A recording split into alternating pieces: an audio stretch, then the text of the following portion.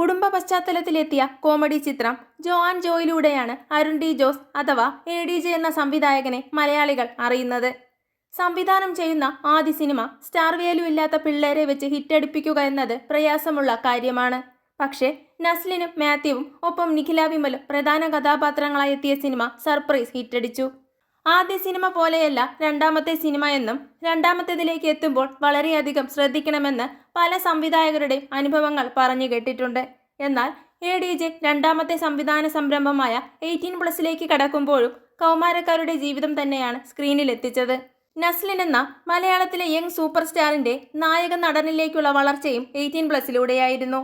ഈ രണ്ട് സിനിമകളുടെ വിജയ ഫോർമുലയും എക്സ്പീരിയൻസുമായാണ് ADJ തന്റെ പുതിയ ചിത്രമായ ബ്രോമാൻസിലേക്ക് എത്തുന്നത്. വീണ്ടും യങ് വൈബ് തന്നെ.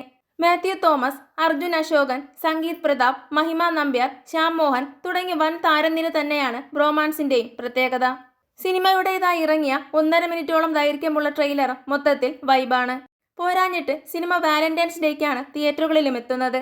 യുവനിരയെ വെച്ച് 2 സിനിമകൾ വിജയിപ്പിച്ച ADJ തന്നെയാണ് ബ്രോമാൻസിന് ടിക്കറ്റ് എടുക്കാനുള്ള എന്റെ ഗ്യാരണ്ടി എന്ന് സംവിധായകൻ പറയുന്നു.